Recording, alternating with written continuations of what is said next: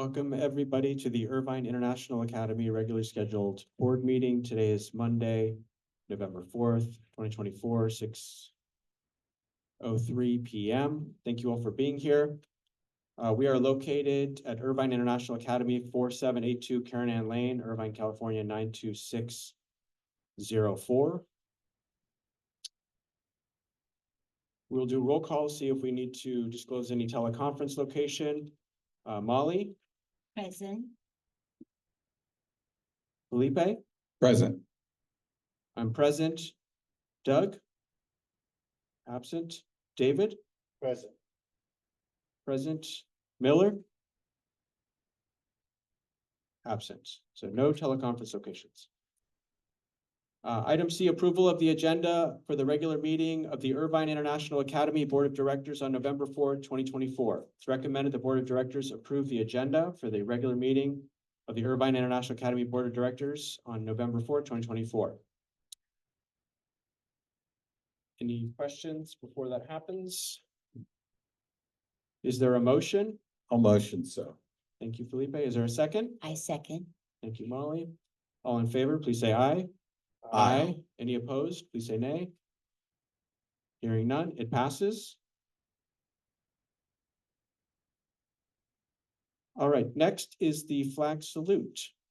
Do we have any volunteers? If not, I will lead. I'll volunteer. All right. Thank you, Felipe.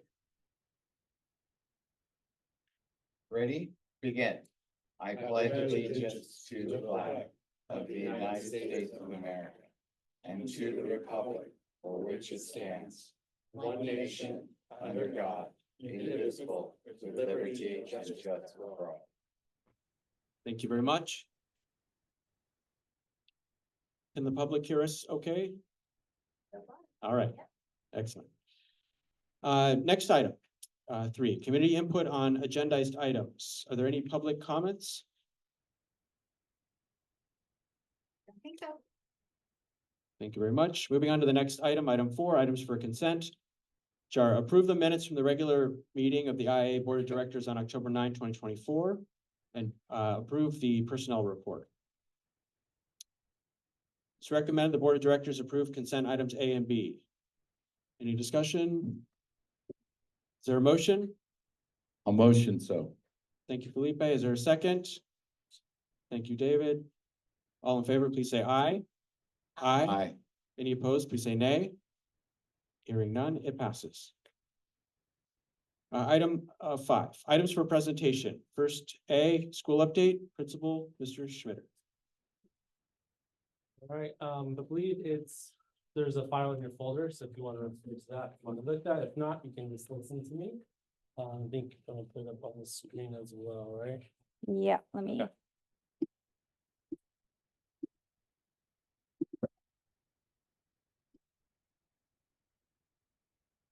I have to find the tab. Now it's blocked. There we go. All right. You just have to scroll. All right, so just some general updates of kind of what's been going on, where we're at, and kind of looking forward. So we sent out middle school progress reports, and then elementary trimester 1 report cards are going to go out this Friday. So we just finished our first grading term for elementary. Grades were due today, so we're going through that review process for those report cards to go out Friday. Our PBIS team actually finished our day 1 of our training. There's going to be a total of 4 days throughout this year. It's a very good comprehensive training provided by the Orange County Department of Education. Really just kind of looks into systems as a school. What practices are we doing? What areas are weak? What areas can we improve in? And the goal is that as we work throughout this year, we'll kind of have a comprehensive handbook. So when it comes to rewarding students, building character, when it comes to discipline, all those systems will be in the handbook, very clear.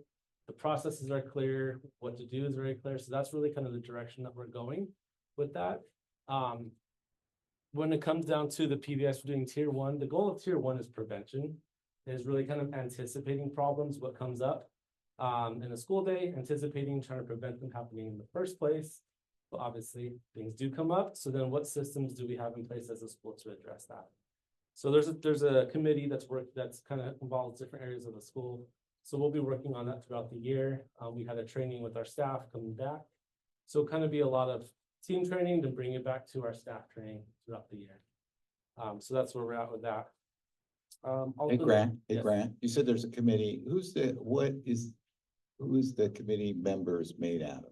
Who are the committee members? Like names or? No, not names, positions? but who are they? So, Are they I'm on parents? there, our assistant principal, ELD coordinator, campus operations manager, and then teachers. Oh, okay, so it's, internal, Yes, it's internal, and it's kind of, but it kind of covers the whole area of the school. great. And what was it before? Maybe we could talk about the difference of what that consisted of. Let's say last year or before that compared to now. So last year was kind of the Panda Pals, and this year they've added, you know, the matrix. But what this is doing is it's kind of, that's getting reworked, like we talked about, but it's really kind of bringing in best practices as a school. So what can we do to prevent behaviors? What kind of support can we provide to kids before it escalates to those situations? So it's really kind of, they call it tiering of fidelity. So there's a 15-point checklist and kind of going into, as a school, these are areas that we're strong in, but these are areas that we're weak in, and building up those weak areas. So there's a lot of self-evaluation in that as well. All right. Then, you know, elementary conferences are going to be happening next week, or our TK through 4th grade conferences.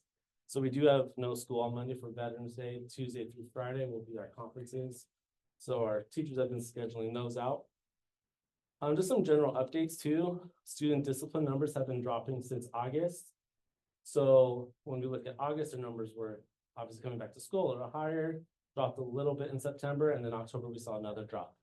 And so far, it's only been 2 days in November, we're good, but kind of looking at our discipline, just behaviors, we are seeing a drop. So we're going to continue to evaluate that and kind of just build towards that.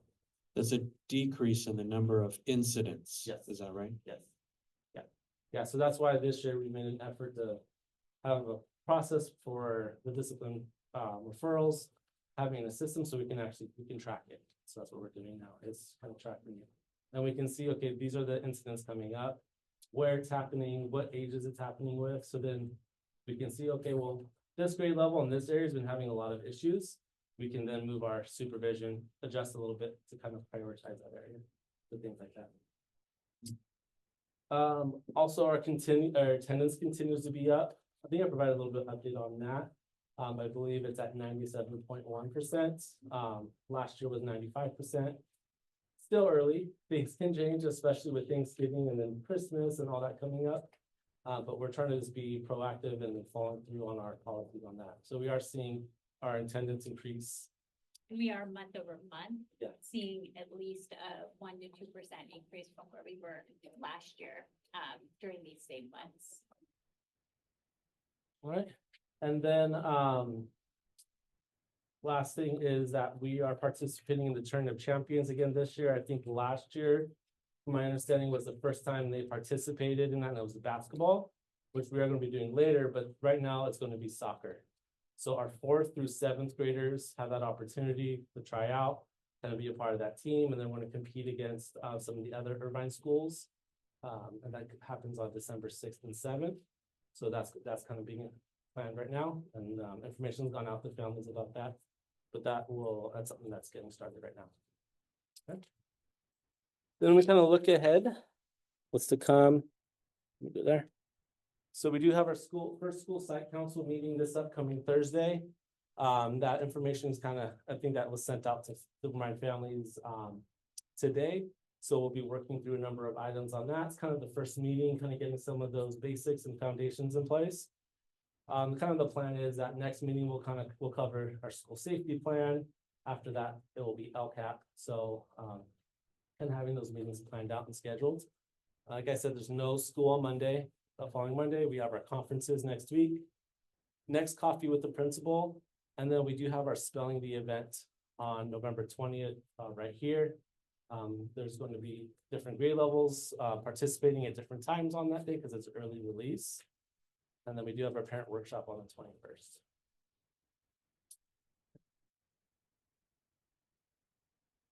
Questions? I have a question. Yeah.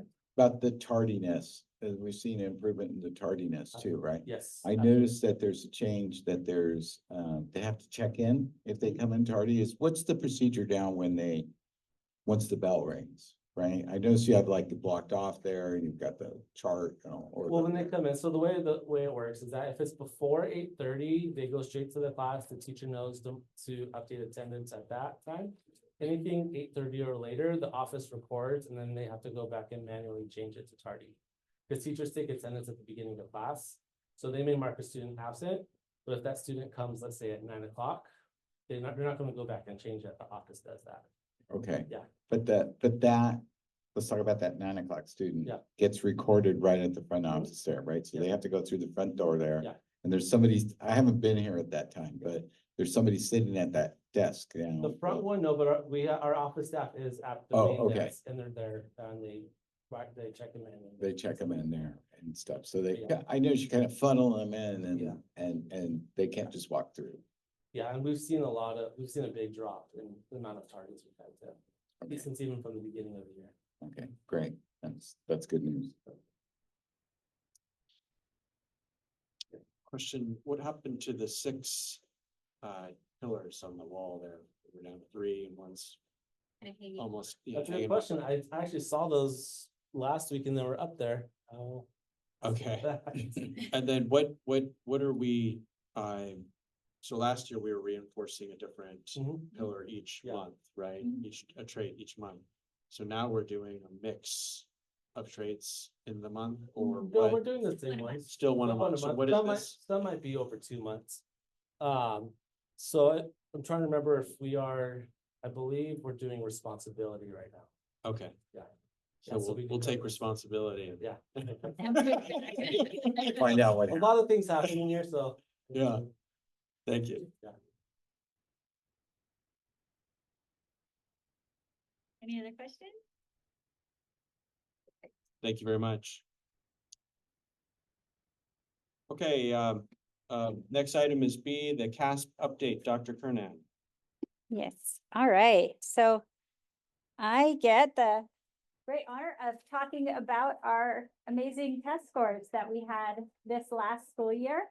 IIA, as we've kind of sent out a little bit of some notes to people, if you've noticed the big poster that Mary Beth did on the front door as you walk in, we really want to highlight just the amazing job that our students did last year on their castings. So right now, our science scores for CASP are the highest for any school in Orange County. So we have even a lot of magnet schools in Orange County, gate schools. We beat all of them with our science scores. So it's amazing, especially for a school that's 3 years old, that teaches science in both Mandarin and English. That our students are really making those connections and really understanding. The new science test that students take now based on versus the old science CST test. This is a lot more about what they understand, less about kind of memorized facts and more about them actually being able to look and toggle through what happens in an experiment on the computer and explain what they saw occur. So a lot more investigation, a lot more explaining, a lot more really understanding the scientific method, science concepts than just the olden days where it was a lot of just memorizing vocabulary and kind of spitting that back out on the test. So it's really great to see what our students are able to do and that they really are able to critically think through those science problems and do really well on the science test. Another area where we were really, oh, go ahead. Okay, before you move on to the next point on the science, okay. So this score, 87%, that's across the board. Well, the science test is only given to 5th and 8th graders, so that's different than the other ELA and math. So ELA and math is given to all students in grades 3 through 8. We didn't have 8th graders last year, so technically it went 3rd through 7th. Science is only done in 5th and 8th grade. So really we were just testing our 5th grade students because again, we didn't have eighth graders last year. So this would be compared to all other schools, fifth graders across, across the county. So in all other schools, the measure is the same, so fifth and eighth grade. Yes. How come there's, the sixth and the seventh grade meeting? For science, the California just tests them in fifth, eighth, and then, one time in high school. So they've chosen for science because it is a lot of testing at the end of the year. And so they've chosen for science just to do it in those specific years. Okay, next question, who's the next highest school? For science, I believe, don't quote me, but I think it's Weaver, which Weaver is a very high achieving school. And I believe it's Weaver, but I'm pretty sure, but don't quote me on that. But there were some other high scoring Irvine Unified schools, but none as high as that by quite a bit. So, so yeah, we basically beat all of Orange County and then, but Irvine as well by quite a bit in So science. last year, we were number 2.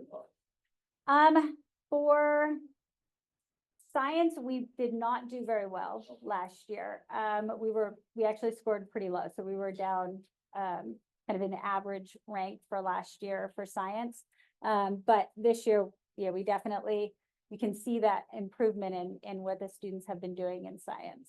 So year one Yeah. Yeah. did really well. Year one, we did really well. And Year then we two, we started went teaching down. in Mandarin. Right. Right. That's a difficult. Yeah. So we were teaching it I remember entirely in you- Mandarin, too, yeah. so then there's sort of a mix then in how we were teaching it, which is what we're doing now. So I think that instead of going, jumping all the way to teaching it just entirely in Mandarin and only science, only in Mandarin, that seemed to have killed our scores a little bit. But then kind of bringing it back and teaching it in English and Mandarin has brought our scores back up again. May I ask, what are the main contributing factor you think? For achieving this I think remarkable success? I think just across the board, a lot of it is kind of having that dual immersion model where students are having to learn both languages and they're making connections. And I think a lot of the sciences, they are doing a lot more critical thinking all the way. I mean, as they're learning 2 languages and they're learning how to incorporate concepts in both languages, I think doing that from TK all the way up, by the time they hit 5th grade, they really have built their problem solving and critical thinking skills, which is really what that test is more about, especially with the science test. Who was teaching 5th grade science last year? Was that Gibbons? Was that 5th grade Gibbons? science, I think it so. was. I think it was. So if I were to add another contributing factor, Yeah. it would be Gibbons because he came in like a whirlwind and really picked up the program there. Well, and our students get science in English, science in Mandarin, and then they also, all of our students get STEAM as well. So they're getting that kind of, project-based learning and inquiry in STEAM, but then they're also getting it in their regular science class and then in their Mandarin class as well. So both fifth and eighth, we did excellent, right? Well, 8th we didn't have last We year. didn't We have had no 8th graders last year. Oh, we didn't, okay. Yeah. So So we're just looking at 5th grade for ours and comparing ours to the 5th grade because I that's guess the my only grade we question is, had. we are, both number 1 in both fifth and eighth, not, average, in terms of percentage. For 5th grade, again, we didn't have any 8th graders last year. Oh. So for 5th grade, we are number 1. What about the eighth? Well, we didn't have. We didn't have any 8th graders last year. Oh, what was this year? What I'm saying this. We haven't tested this year. Oh, okay. We don't test it No, till, no, okay, until May. Okay, gotcha. So this was, always CAS scores are sort of a year behind. So we give them in the spring, we don't get the scores until the fall of next year. Okay. So these were our kids this was our group that tested in the spring last year. So really, we get to see this year what the 7th grade we're doing. We're doing, yeah, Kinda. We'll get to see this year, what really. 7th and we're 8th living grade. 8th grade. yeah.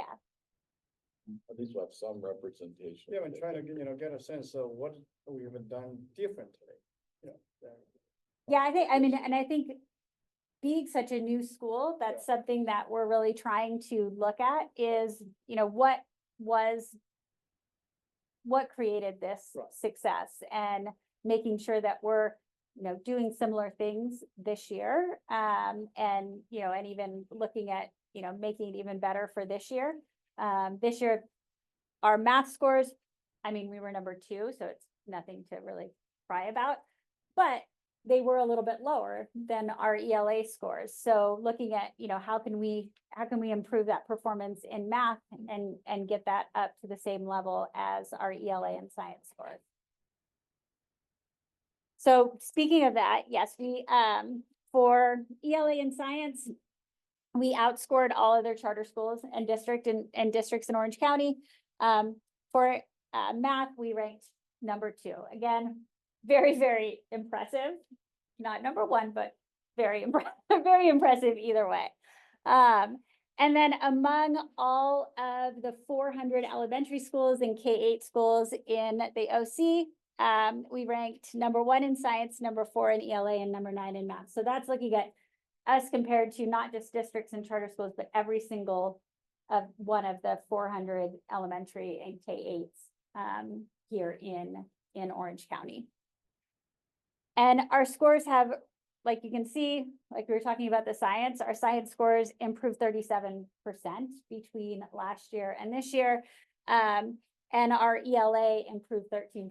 So that's huge growth year over year in our scores. So just a little bit of background about the CASP. Again, ELA and math tests are given in all grades 3 through 8. We don't have a high school, but if we did, they would also be given in grade 11. So they only actually test 1 grade in high school. And then again, the California Science Test is given to all students in 5th through 8th, and then once in high school. And CASP really measures how the students are mastering the state standards in a particular subject area, math, ELA, or science. We also give iReady diagnostic tests to our students throughout the year. And iReady actually did a correlation study of CASP versus iReady last year. My previous school, OPA, was part of that correlation study, and so we were able to receive all of the data. And actually the iReady diagnostics were very, very closely correlated to how students did on the CASP. So last year when we looked at our students' data, it was a very good predictor if they were above grade level on iReady, then they were usually a 4 on the CASP. And those scores pretty well correlated across the board in both ELA and math. So it's nice that we have that iReady data. We can actually see where students, right at the beginning of the year when they take their first diagnostic, we can kind of see where those holes are, and then provide them with extra support that hopefully will then in turn not only help them to master the standards, but also on their CASP help them to fill in any of those gaps before we get to the test at the end of the year. So if you look at this slide, it kind of shows us in each of the different areas compared to IIA, IUS, or ourselves, IUSD, Orange County as a whole, and then the state of California as a whole. And you can see across the board, we are very, very high compared to all of the different other levels across the state. And then you can see where we have improved in ELA and science. Like I said, our math scores were a little bit lower. We went down 1%. We're still at 82%. We're still number 2. But again, it's an area that we want to look at to see, why did we go down a little bit? We want to continuously improve.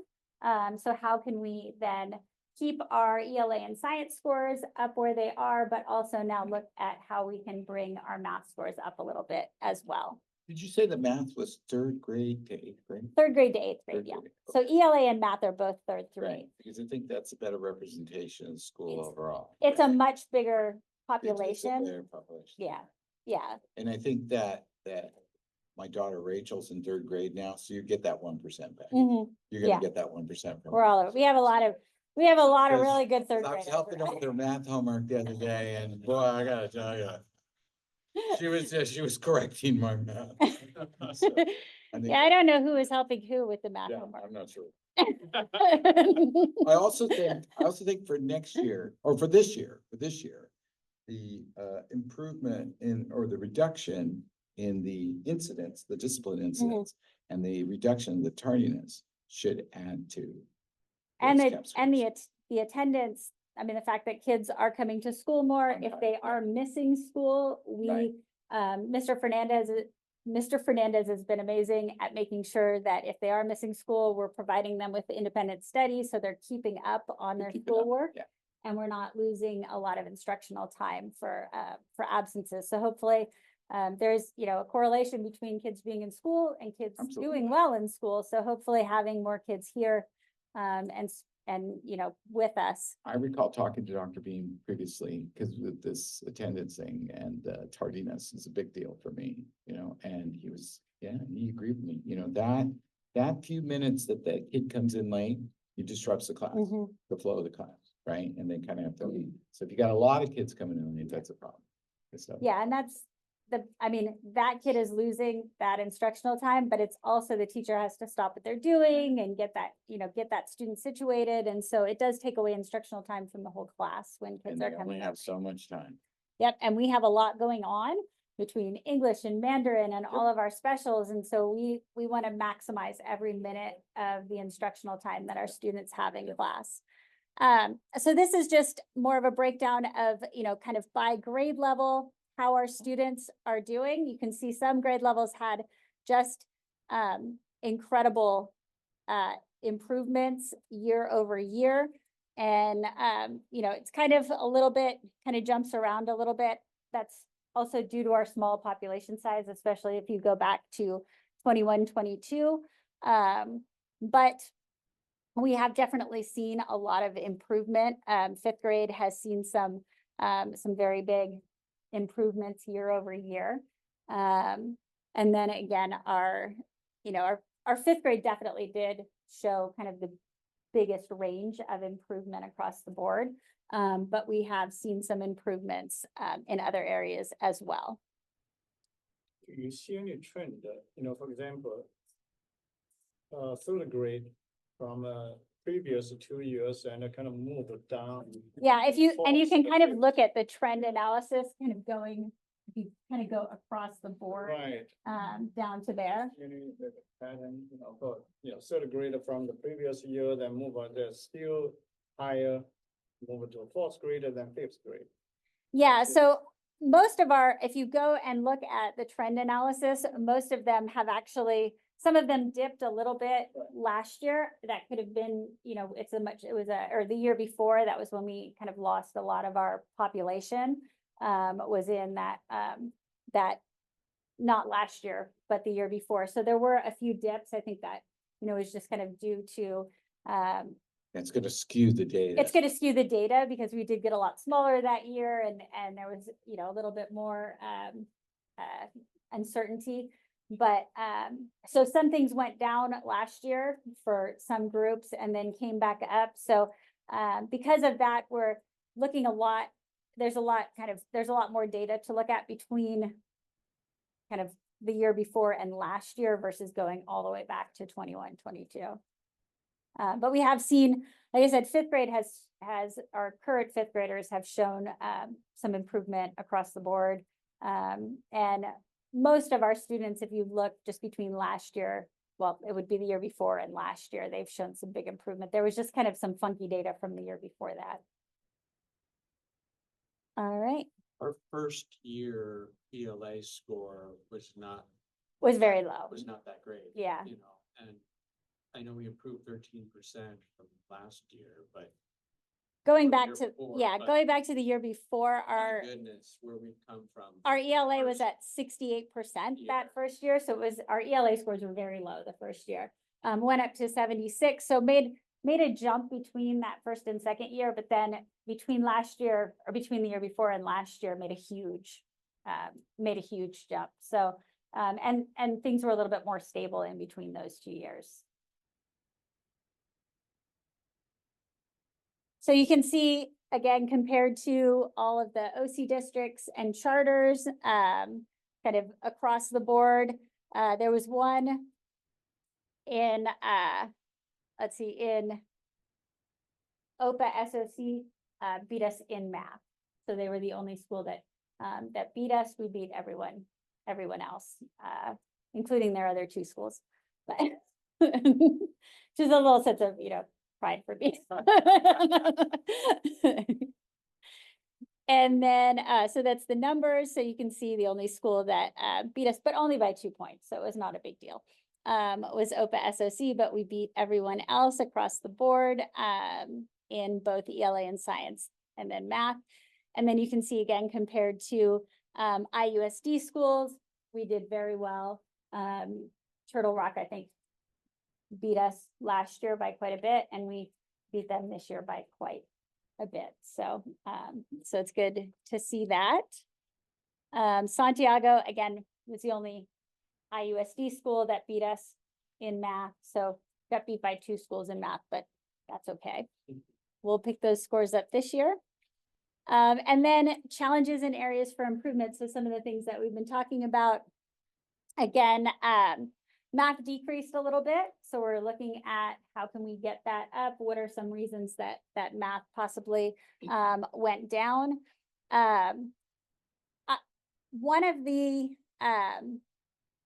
things, we have such a small population, and you have to have a large enough population size to report your subgroup data publicly. So because our numbers were, we only had 389 students total last year. For most of our subpopulations, we can look at the data, but we can't report it publicly because it would give away too much data on specific students. So overall, our students with special needs and English learners did perform, and as you would, as is usual, they did perform a little bit below our overall scores.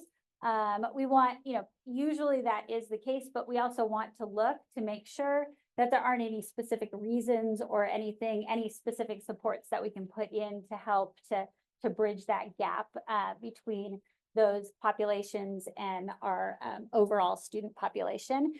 And then again, continue to look at our math standards, implementation of our curriculum, and our iReady data to see if there's any specific areas that our students that we need to provide additional support or instruction on. And that, again, is where iReady really comes in very useful, because we can drill down student by student to see exactly what whole groups of students are missing or what individual students are missing, and then hit those areas before the end of the year, so that we make sure that all of our students are leaving with mastery of all of the different standards. And Don't switch too fast. So I got a question for Mr. Graham here. So we can obviously see that these are the areas of improvement and challenges. So how are we communicating that? That's your job, right? Communicate it to the teachers, right? How are we organizing that? Is there a meeting? Is there? Yeah, so there's a variety of meetings. There's grade level meetings. And then they've also had meetings too, going through their iReady data, coming up with action plans. So we've had 2 different sessions focusing on the iReady data. One is how to read it, how to analyze it, and 2 is creating groups and action plans based off that to bring intervention to the students. Okay. And that's actually how a lot of our small groups, our intervention time is set up based on what students' actual needs are, and then grouping them together to meet those needs. So we got a plan to already in place to improve this, right? Yeah. Okay. All right, so last but not least, none of this would be possible with all of our amazing staff, our really super involved families and parents, all of our volunteers, and of course, our amazing students that worked so hard and did so well on the test. But also, we had some wonderful donations from the Larry and Helen Hoag Foundation and the K Foundation that have helped us to get resources, materials, things that have helped to improve those programs. So this is really an incredible accomplishment, but it was done because of the great community that we have here at IIA. And so any questions? I noticed from the previous, first of all, congratulations on the wonderful achievement. Okay, really. Yeah, really feel proud of it. I actually talked to a lot of people about this, and even before you have the officially make announcement.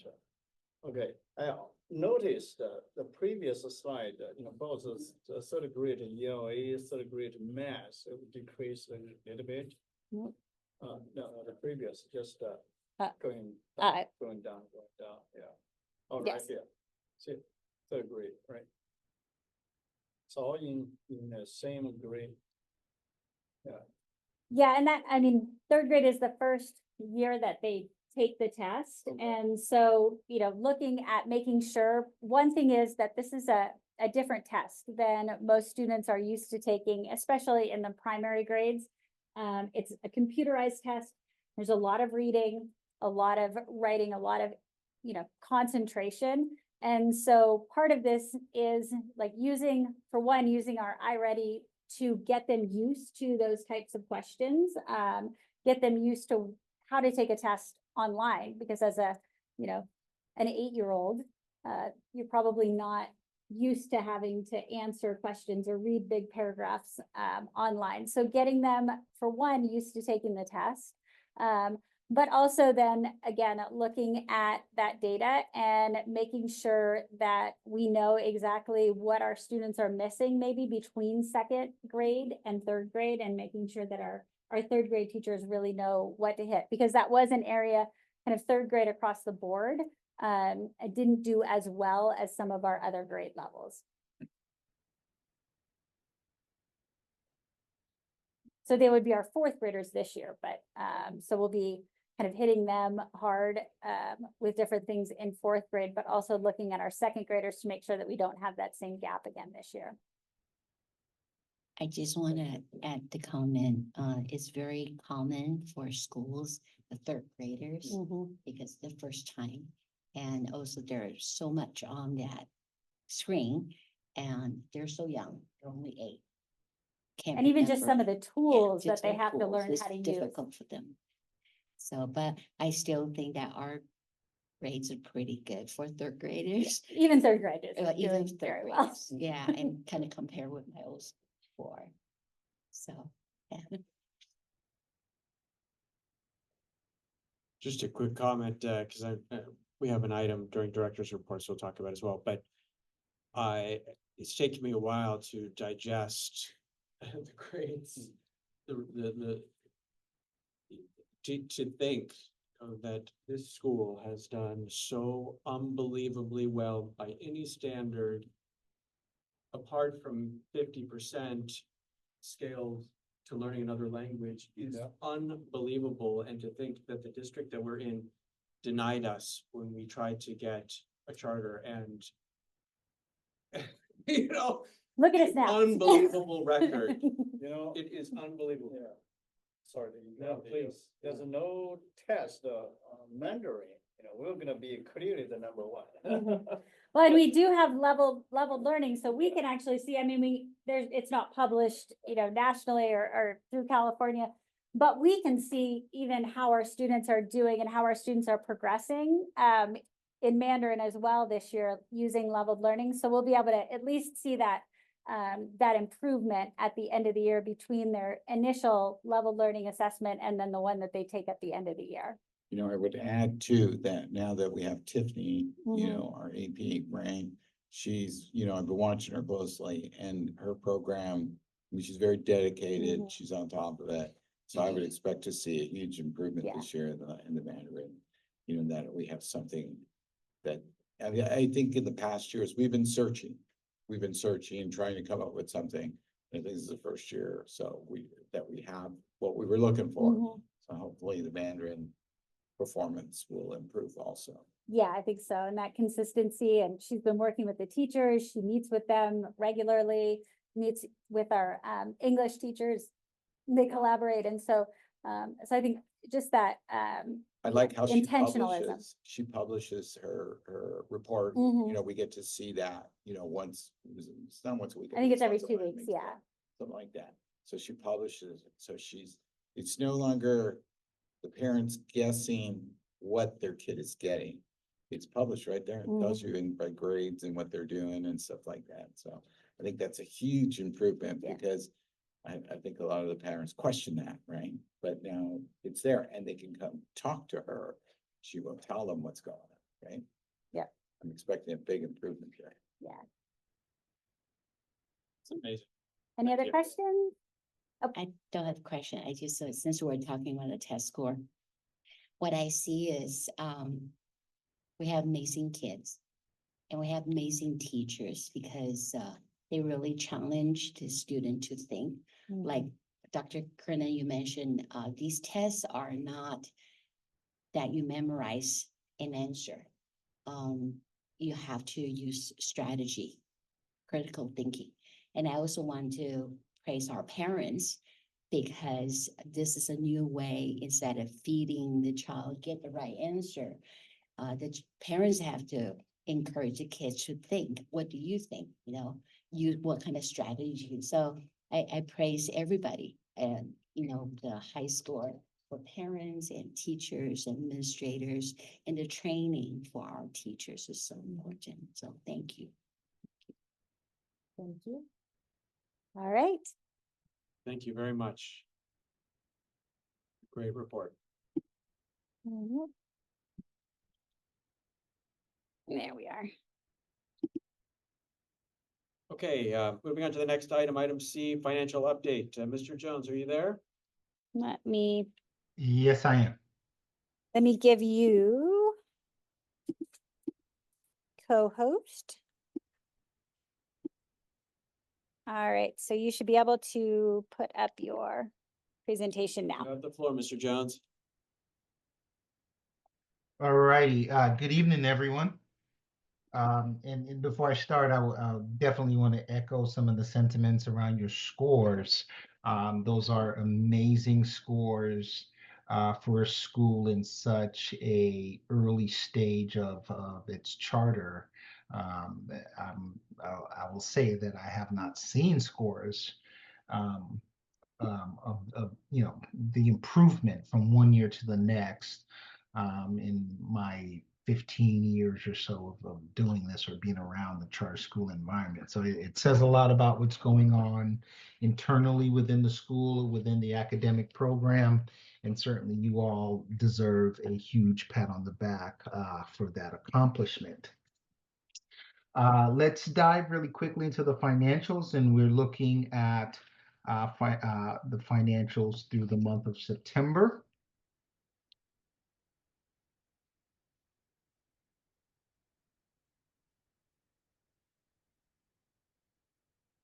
Revenues for the month of September, we received $585,129.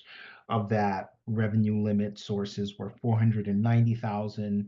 Other state revenues were $81,000. Local revenues of $13,000. Zero federal revenues at this point through the year. Expenses for September, $577,842. Salaries and benefits comprising $391,000 of that amount. Program costs and supplies, $94,000. Operational matters, $92,000. Other outgo, $326.14. Let's take a look at some year-to-date info here. Year-to-date, we've received $1,041,000 through all of our revenue sources. And you can see here again, roughly 74% of that 1 million were from our revenue limit. Local resources were 14% or 142,000, and that comprised mostly of the two donations that we received from the K Foundation and from the Hoag foundation as well. Other state income of 122,000, as I mentioned, zero federal revenues yet thus far this year. On the expenditure side, we've spent $1,420,964, roughly 56% or 800,000 of that amount were for salaries and benefits. Another 23,000 were for other outgo, most of this related to our receivable sales. 353,000 were for operational matters, program costs in terms of books, supplies, and things like that. 17% or 242,000. Let's kind of look quickly year to date. Compared to last year at this same point in time, in terms of this is our revenue comparison here. Some significant increases in our LCFF revenues, obviously, and that includes the growth from the prior year, and as well as our local revenues through the same point last year. Federal revenues, as I mentioned, we had a small amount. This is related to the PCSGP grant that we had last year. Thus, we don't have it this year. So that's the reason why most of our federal revenues are zero. I anticipate this picking up in the next month or so when we start to get our reimbursements for the lunch program, the federal portion of the lunch program. Overall, you can see here where we are in terms of those percentage increase overall. Our total revenues obviously increased from 578,000 in September of 23 to 1,041,000 here through September of 24. On the expenditure side, total expenses decreased roughly by about 2% overall. You can see here again, just, our salaries and benefits obviously are the main factors or drivers here. 800,000 respectively this year compared to 650,000 last year. And this is where we've sort of tamed the budget a little bit in terms of making sure that we're not overspending and or only spending on things that are necessities. And you can see that here we're pretty much even through our books and supplies and program costs, things like that, and certainly in our operational matters as well. Here, the only difference here is about 19% on the books and supplies, another 9% on our operational matters. Our other outgo last year versus this year. Last year, we had just started borrowing. I'm sorry, this is September of 23. We had already borrowed to the tune of about 115,000 in terms of that interest cost. But this year, again, we've mitigated that with less borrowing to the tune of just $23,000. Well, that's pretty substantial there. Very, absolutely. Overall, you can see here we have a net income loss of 379,000. Again, that's par for the course in terms of just seeing what the amount of revenues versus the expenditures. Roughly almost 400,000 less in revenues versus our expenses through September. So it's natural to have a deficit or run a deficit, as I've previously mentioned several times in the past, that our revenues are constantly in this catch-up mode versus our expenditures, which are more static in terms of being across the board month over month. Budget comparison wise, we're about 14% of our budget overall on the revenue side and about 20% on our expenditures. And again, that equates to about a $379,000 loss. Cash wise, excuse me. We began the year obviously about 487,000. We ended at 335,597.36 through September. And I'll bring up my other cash flow document in just a second, just sort of see what we have projected through the year.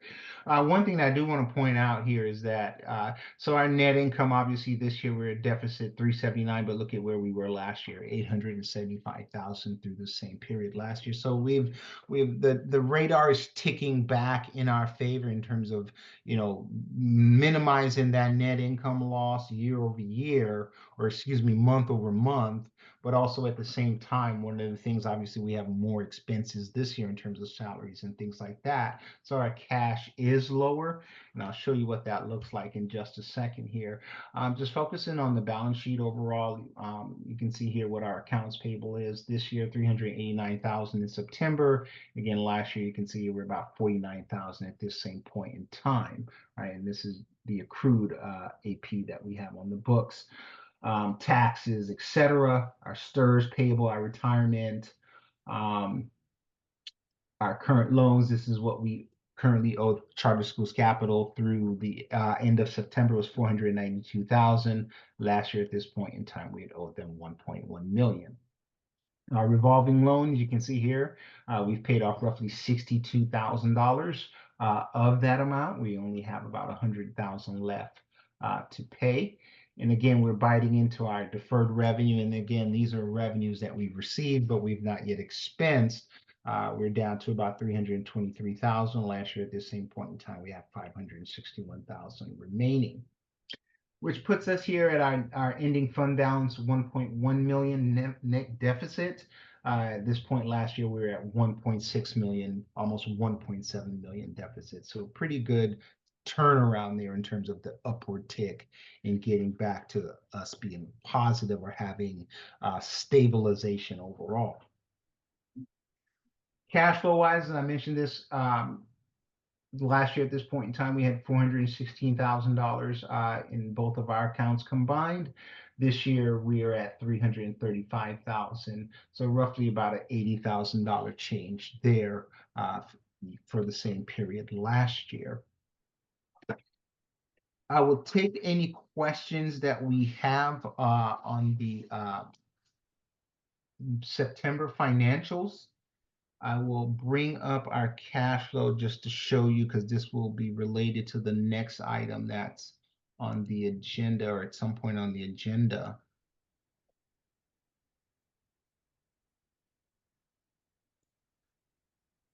Hey, Delano, I got a quick one for you. Yes, sir. Looking at the balance sheet here, total net assets between this year and last year. I mean, actually, you say, you know, we're definitely in the right direction, but I'm looking at almost 600,000 improvement, right? Am I reading that right? Yes, and let me pull that back up really quickly. So that net change that you're looking at in the Changes. far right column would be that improvement. That's not chump change, right? I mean, we're headed in the right direction. Yeah, we're trending in the right direction. I always will caution that we have a long way to go still, but we are showing month over month improvement in terms of managing some of the overall deficit that we have. And obviously, this is something that Dr. Kernan and I, we're constantly monitoring and watching in terms of how we can mitigate that to the best of our ability. So yes, it is quite an improvement from last year to this year. And again, that goes back to, again, the enrollment has improved and it has stabilized, right? And so that's always the driver there in terms of just making sure that enrollment is not dipping or has not dipped. And that will certainly help us, even 6 months from now when we close the books, or 7 months from now when we close the books and turn into next year as well. And that will build upon that for next year as well, barring any unforeseen circumstances, obviously.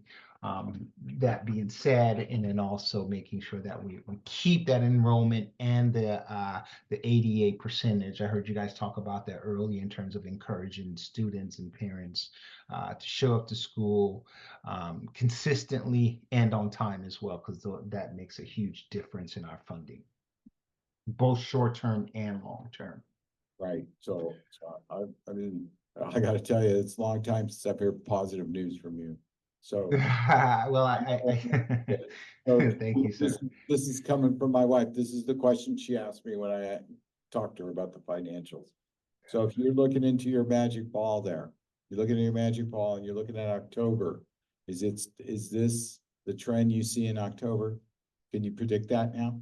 Well, I wish I could. We don't have October closed yet, so there are some unknowns, obviously. But based upon that, and again, I try not to, this is just a forecast here because we haven't, we're just 4 days into the end of the month. So I'm still pulling on my payroll journal entries and things like that. Those should be pretty consistent overall. One of the areas here that, obviously, and I know we haven't spent a whole lot this month, but we do have some outstanding AP and things like that that will impact cash, obviously, which we're going to address this evening in terms of another round of borrowing. But overall, we're on the right track because I think Dr. Kernan and I'll say more Dr. Kernan in terms of being that eyes and ears on the ground and sort of, keeping everything consistently consistent in terms of making sure that we're not overspending our budget and or not adding anything new to that budget that's in place. And that's the key to a good financial statement is sticking to that budget no matter what. And I should say no matter what, but as reasonably as we can and as best we can. I know that there are probably many needs around the school, but sometimes we just sort of have to kick the can down the road on some of those or put those off until things have improved or we can get to a place where we can afford them. So barring any changes in any of these expenditures here, looking outward, as I mentioned, we finished the month here with $335,000 in the bank. At the end of October, I'm anticipating when I close this being true for the most part, we'll wind up with about $365,000. But then here we're anticipating, we did borrow here in October. As you can see, I have that built in. And here we have another round of borrowing that we're going to have in November and December, which Dr. Kernan will discuss relatively quickly in one of these agenda items coming up. That will sort of carry us through about January, where we will then need to then address February, so forth. I do have some borrowing built here in March and February. But that's only a placeholder until obviously we have some other things that are in the works right now in terms of another source for funding that will sort of carry us through until the end of the year. I have not built that in because obviously that has not yet come to fruition. I think that's still being worked on to a large degree. But as you can see here, February will definitely need to address. And then obviously this borrowing that I have here in March will go away if that comes to fruition, and also in February as well. I'm sorry, in May as well. So overall, as you can see here, our cash flow, we're still struggling cash wise, but as we, if we address this the appropriate way, mitigate the borrowing from charter schools capital, and then take on the other funding source that we're looking at, obviously this will change, but this turns the corner next year when we're able to utilize this ADA up here, because that's the key. Right, because we're still being funded on the 389 all the way until this point in time next February, in February of 25, before we'll see this ADA come to fruition. And so that's the key. Next year, at this point in time, we'll be funded on this 508 ADA or some number in between, and that will boost up our revenues in the first half of the year, and then we'll add to that with any increase we have at the start of next year. So that's how we're playing this in terms of what we anticipate to happen down the road. Questions, comments? Just wanted to recognize, I know you already mentioned it, but the fact that our total expenses through September is like 34,000 less than last year, considering we've got, I don't know, A lot more kids. over 160 kids more, 141. 140. So 140 more kids, yeah, or give or take somewhere in there. That means it is cheaper by the dozen. yeah, I mean, Cheaper by the dozen, that's More what that kids, means. less expensive. because Yeah, the because- revenues are really future, right? But the expenses are the now. So to tighten the belt as much as we have done really needs to be recognized. So thank you very much for your efforts.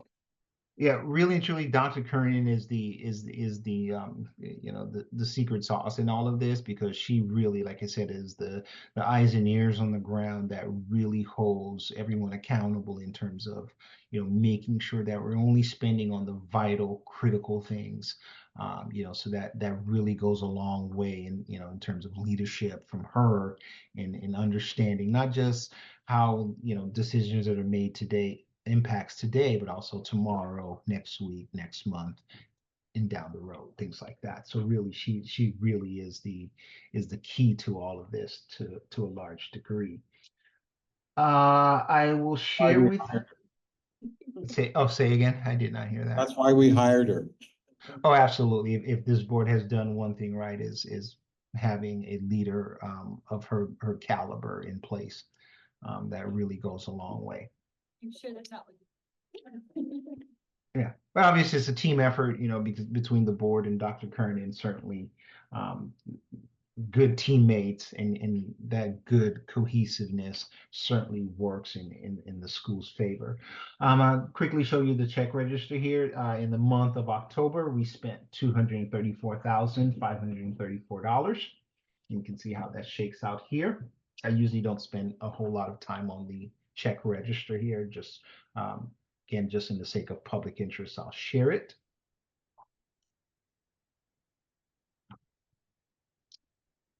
And that is all that I have. I do have a couple of things about what's coming down the road next month. Next month will be a pretty loaded meeting with lots of different things that will be coming down. So we'll have our first interim report, which will look at our fiscal situation through the month of October.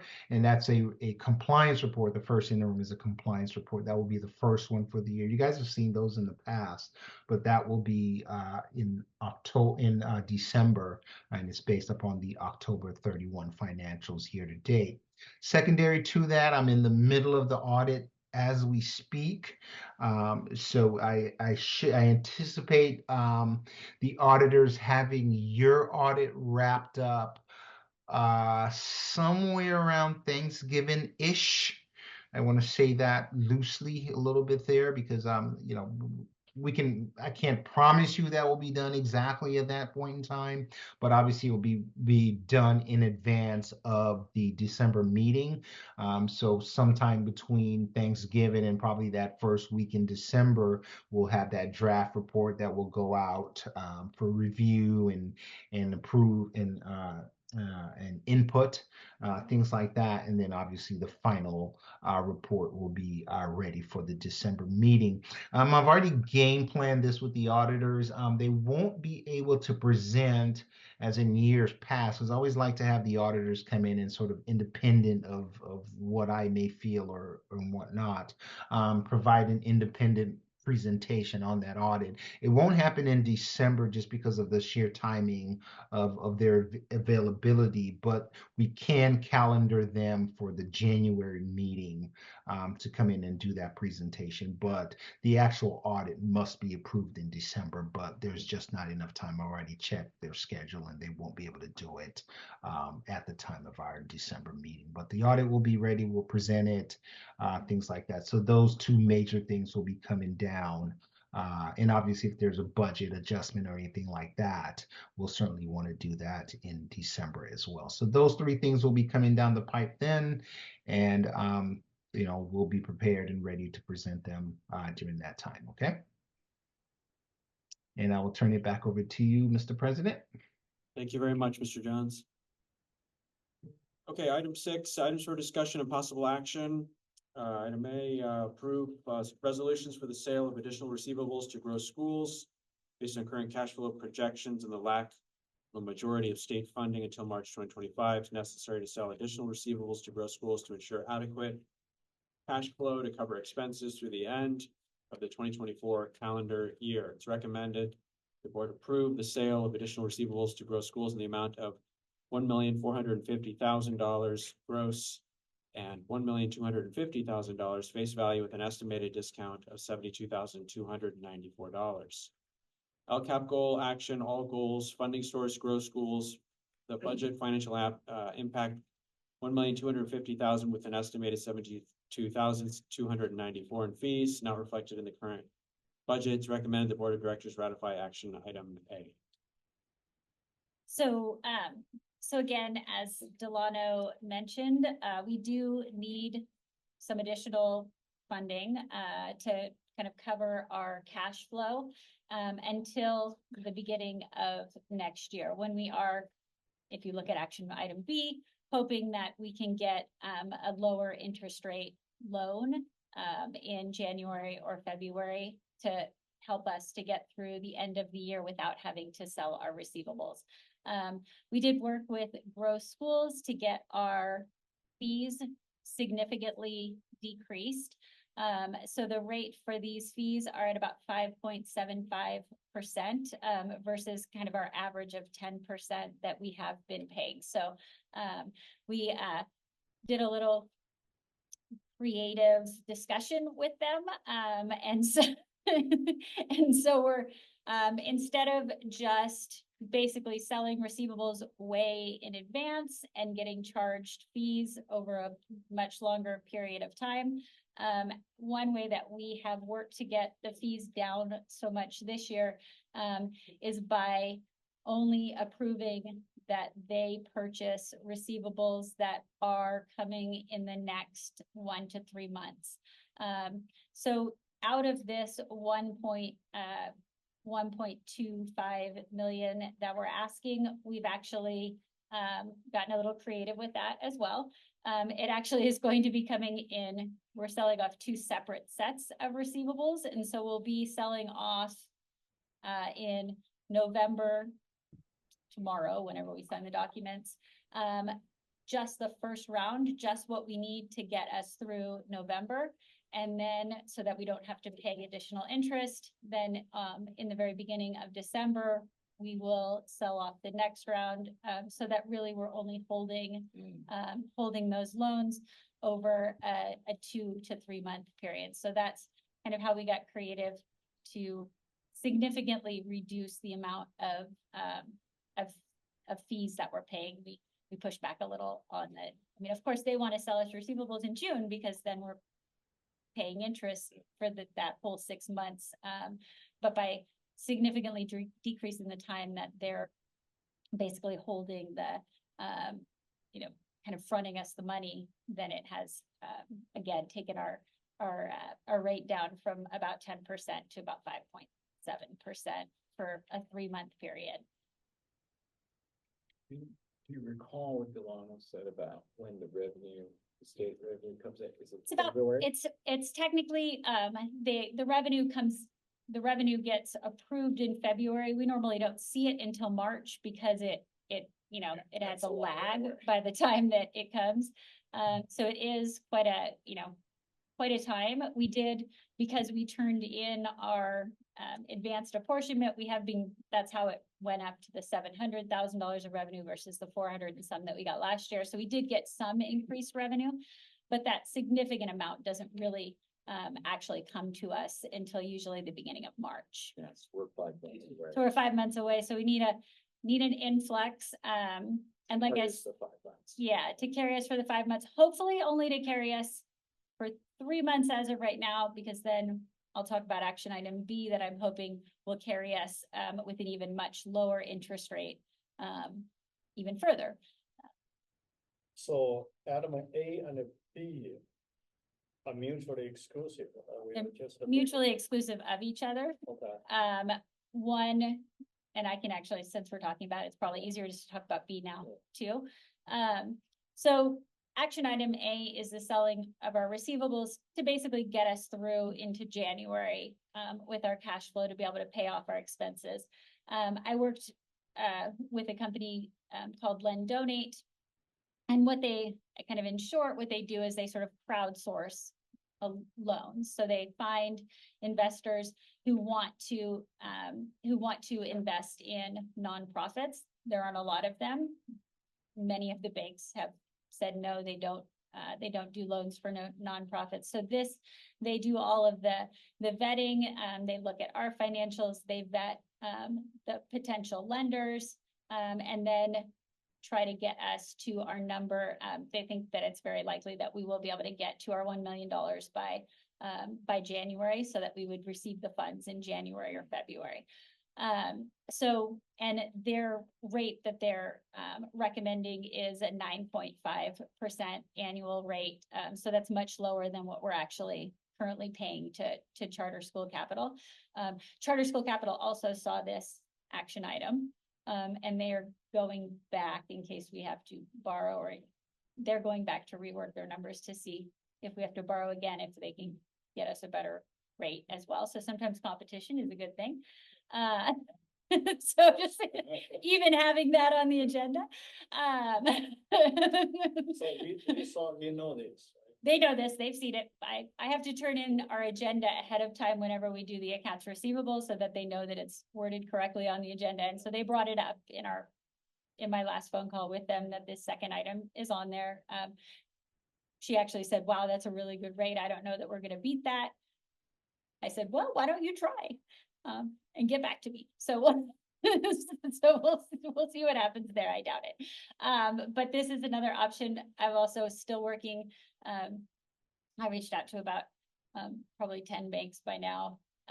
We still have 2 that we're kind of still working with to see if they will provide us a loan. We're a little too risky for most big banks, so we're kind of down to a few smaller banks. And then we also have another nonprofit kind of lending company that the nonprofit finance. Oh, it's on the tip of my head. But anyway, another one that we're working on, possibly getting a line of credit, so that would help us actually to start next school year, because we're still have that same issue of not getting funded until later in the year. So if we could get a line of credit to be able to draw off of at the beginning of the year with a lower, around a 9% interest rate, then that would definitely help us even going into next year. So kind of looking ahead to make sure that we're not in the same situation when next year rolls around and we don't get funded until March. We want to make sure that we have money that we can draw off of, that we're not paying so much for. But at the moment, we have two options on the table, right? Well, at the moment, we have one option to get us through to January, and then one option to try to get us through the rest of the year after that. So they're kind of separate from each other, because the option B isn't going to be available until at least January, February. So we need option A to get us through to that point. And then option B, hopefully, to then provide us a better avenue to make it through the rest of the year. Cause they gotta raise the fund. Yeah. They Yeah. raise the funds to cover it. So, for option A, that's 1.25 million. Just to carry us through next January. Yeah, so our total budget is about $7 million. So if you look at, kind of dividing that out over the 3 months, with our cash flow, it's about 1.2 million to get us through those 3 months. Yeah. So yeah, basically, we have to do both. We have to do both. Yeah, it's not really an option. I mean, I guess I'm giving you lower the cost option, but- but really we need to make payroll. Yeah. And we need to pay off our bills and, I think option is a bad word. It's Yeah. not an option. It's- So the plan is to go with A here first, That's to get us to yeah, that's January. basically what we have. And then B to do the second one. Yeah. And potentially, we're still looking at the other banks. it was my Yeah. bad, not these two like this. We're still looking at the other banks to help us So. change our banks. But we're trying to get, if we can get option B or some other option through a revolving loan or a loan at a better rate, then those will be better options than doing option A again in January. Really, we wanna stop. We want to stop doing option A. Yeah, that's a And very B- expensive. We finally. have B money. is Yeah. B is the bridge, out That's of a A. big loan. That's, yeah. And it helps us, I mean, the more we can stop selling off our receivables, Yeah. the easier it will be to get us back into the black to where we're not having to borrow and we can start building up our reserves. To be able to pay for things without having to Make the finance float to March. to March, yeah. right? So I We mean, gotta have enough. we should enough have about a, reserves to yeah, float. we should start the year with about a 15% reserve. That's kind of what's recommended, so that we are able, with a steady enrollment, to be able to float through until we get our principal apportionment in end of February, beginning of March. So, so that's kind of the goal, is to get to that, 10 to 15% reserve, here in the next couple of years, so that hopefully even sooner if we can get some better loans. But even if we had to go through charter capital, luckily we've gotten our rates down into a more manageable area. And it looks like, projecting out, even if we had to do that, we could get to a point where we could start building up our reserve at the end of next year. So option A give us 3 months, you hear it says until March. So that's 3 months, right? So it's about 3 months, yeah. 3 months from that. So you. So we're said- selling off receivables up to March is our last receivable that we're selling off. So we'll sell off the March receivable in December, and we'll sell off the January, February receivable in give us, November. give us the effective rate, 23 point annualized rate. Yes, 23.17%. but that's better than 40. Yeah. Which was the 10% Yeah, annualized, so, that's my calculation, yeah. so it is still much higher than the 9% that we So will it's get with half. option B. Yeah, compared to previously, it's a decrease, but still, Still bad. Yeah. Still Yeah. very high. 23, Well, it's a lot. 23% is still way too high. Well, it's a lot of money that they're loaning us, right? They're taking the big risk, right? Yeah. Yeah, They're not sitting here watching Well, all the hard work we're doing. Yeah, and part of it, what made it so difficult for us is year 2, we were in the hole in $1 million, so. yeah, tough that's to find kind of the about answer $7 from the million. banks. Most of the banks were okay loaning to us as our financials are today. But when I give them our previous financials and they see that we were basically $1 million in the negative, that's where they say their The risk bad is, cousin. or You're our the risk bad- is, our risk You're is the too cousin. high. Yeah, and I would have to agree. Yeah. I would have to agree.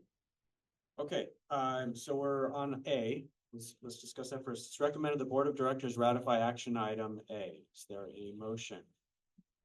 And actually, we now don't have to ratify it because we didn't sign until tonight. So it's actually, you can amend it to be just approved because we're not ratifying it because you and I didn't sign the paperwork. Okay, so, I mean, before we have a motion, I mean, ask you one more question.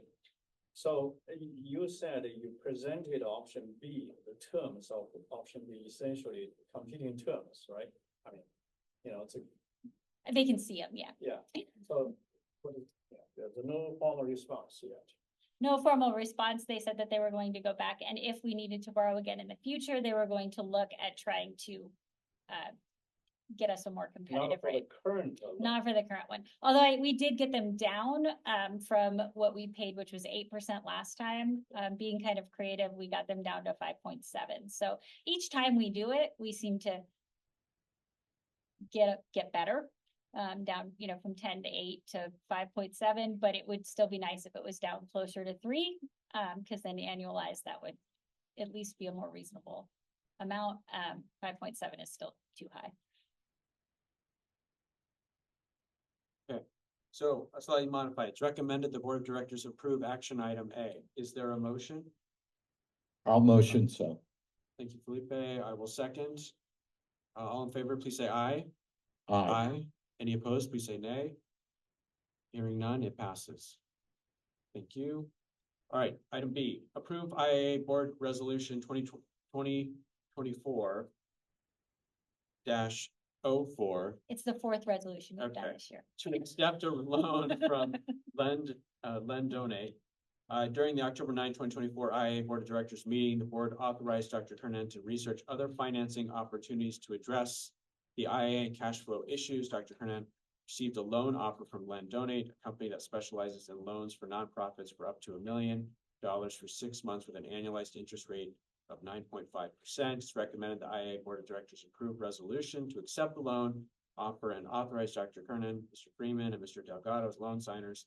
This loan will help to alleviate the need to sell receivables in the future and lower our financing fees. The loan will likely be executed in January or February 2025 once funding is secured. LCAP goal action, all goals, funding source, lend donate, budget financial impact, approximately 27,890 in interest over 6 months plus 2% origination fee, not reflected in the current budget. It's recommended that the board of directors approve action item B. So as we just discussed. Yeah. So, Go ahead. yeah, I have a question on this. So, let's say we approve this, then they start a campaign. Then they start a campaign, and then they're thinking, actually, this is a good time of year because people are looking for donations to do before the end of the tax year. So we're going to try to get it, they're actually going to try to get it ready to launch the campaign on Wednesday.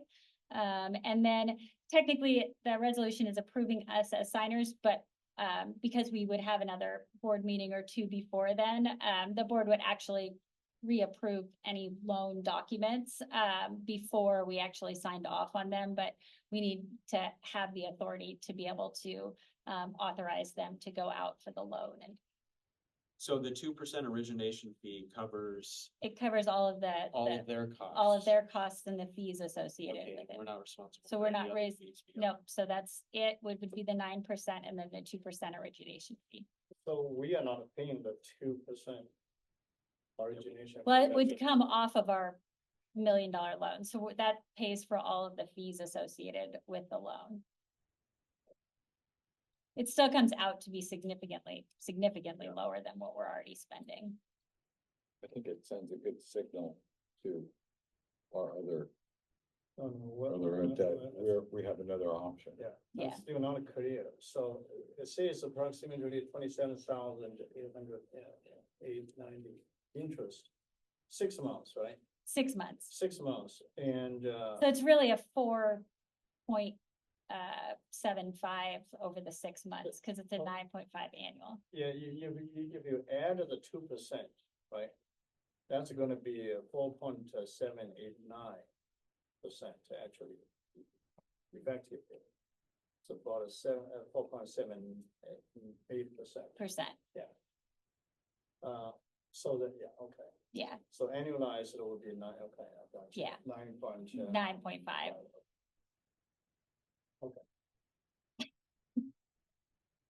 How are we gonna use these funds? So these funds would be kind of the same way that we're using Growth schools. the We're not growth using schools. these funds for growth schools. We're not using them because growth schools basically is just, they've already taken that receivable, so that receivable is gone, it's no longer coming to us. So this is not, and that was part of the reason that we were able to get this, is because the growth schools, we weren't paying off one loan with the other. This, we would then be paying off with our receivables after March, over that 6-month period. So it comes out to be, about 280,000, a month. We can choose to extend it, but we'd have to pay an additional 2% if we wanted to extend it. I would actually rather just have it for the 6 months, and then try to get a revolving loan, to cover us into next year. So, any parents of the school here who want to participate in the loan could actually go that.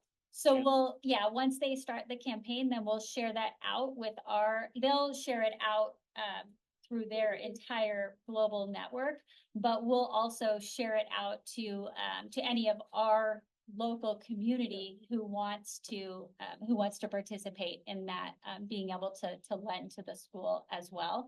I did get that approved through our legal counsel that we can take loans from individuals, or we can take loans through a company like this that basically is just sort of crowdsourcing those individual loans. So they have approved that, or let us know that this is legal for us to do. But this allows it so that we're not the ones trying to manage promissory notes and loans like this. This centralizes it and collecting Right. collecting money and things like this centralizes that and doesn't make that, kind of on us. I definitely like that better because it's institutionalized, you know. it's And just they two do the due different- process, They do. they vet us, they vet the lenders, all of that. So I do have a question, a little bit more on, you said that the community, even the parents or whatever, could participate in Mhm. this. What about board members? Board members cannot, Yeah. so because it is a conflict of interest. Even this. Even with this, even uh, this, our attorneys have problem. said, even that it would be a conflict of interest because you guys have approved this 9.5 yeah. rate. And you would be basically approving your own, income revenue off of the I loan. think it needs to be a little higher. Right? Yeah, so that's why you're not allowed. That's why they won't. let that do it. Not allowed to do it. So board members really, and any administrative staff, who's That's involved in it, That's is, fine. is not allowed to do this, but any other community members, families, and anybody in the Irvine area that wants to support our school, can definitely join. Participate. And I guess the participate board on that. members are spouse,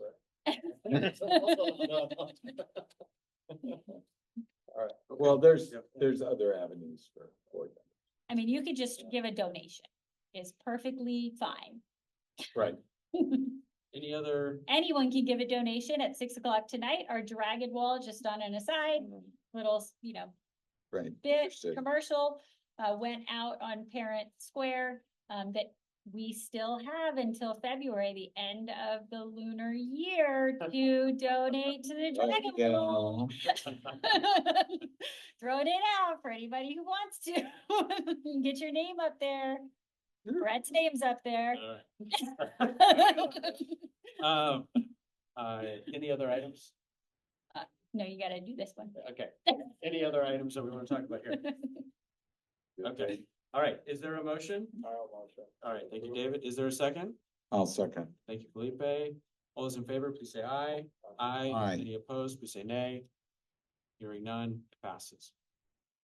Thank you all. Item C, approve quote for Aries SIS implementation and training. Our current student information system, Power Schools, does not align well with California requirements. It's not easily accessible for student data and accountability.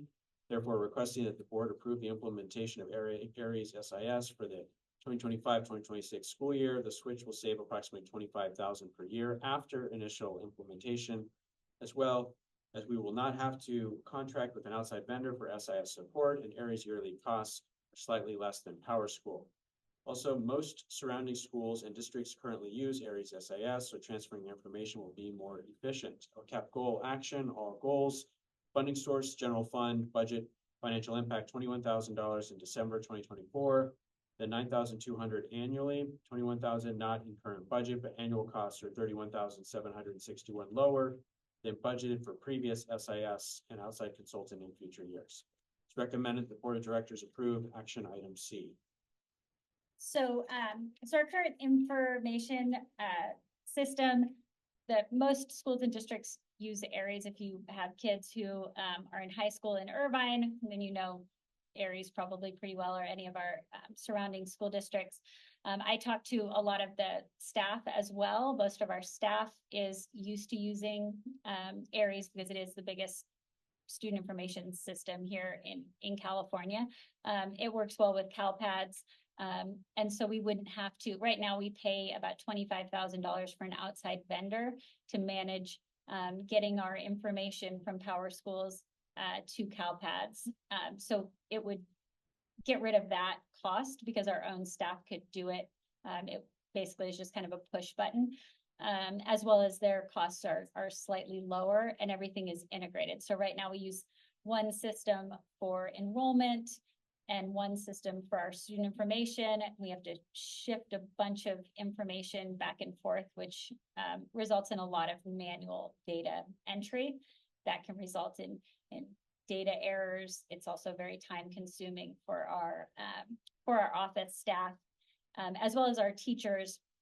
It's a lot more difficult to use for our teachers. So after talking to a lot of different staff members, everyone was, very excited to try to switch over to Aries.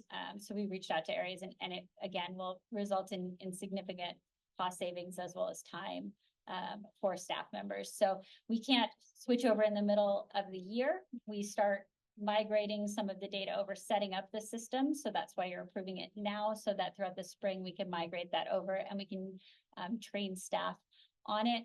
And then we'll be implementing that for the 25-26 school year. It'll actually get implemented earlier than that because all of the new enrollments for next year will go through Aries instead of Power Schools, so that we have all of that information.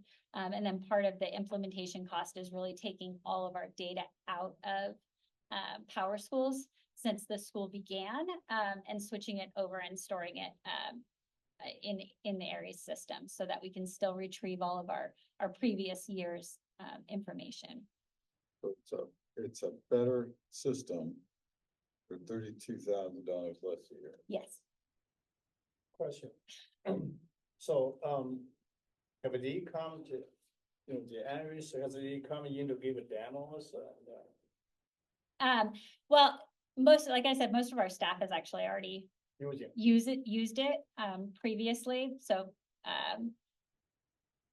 and most schools already use it. So they haven't come in and given us any demos. There's really just 2 student information systems in California, Power Schools and Aries.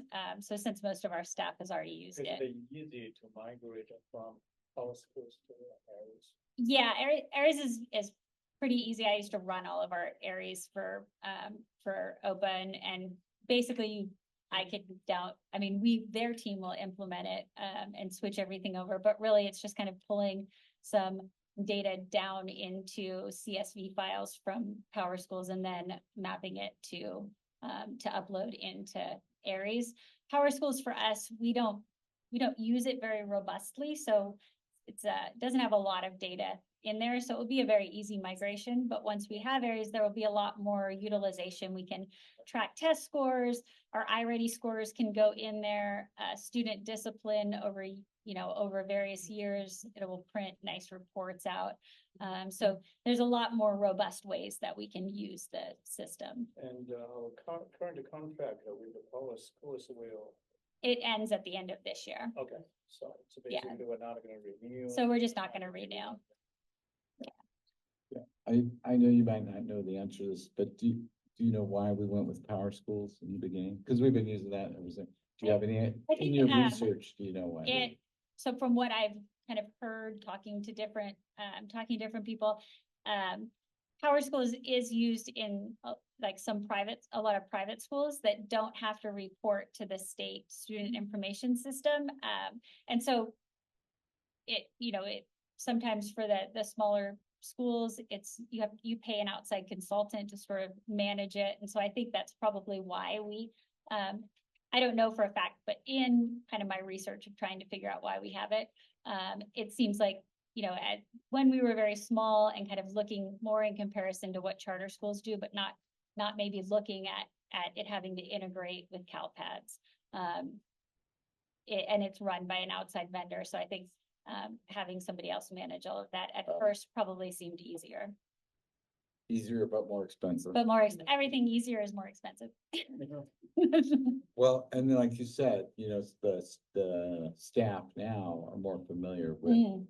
Yeah, I hear constantly like, oh, I can't wait until we have Aries. Yeah. Any other disadvantages or cons?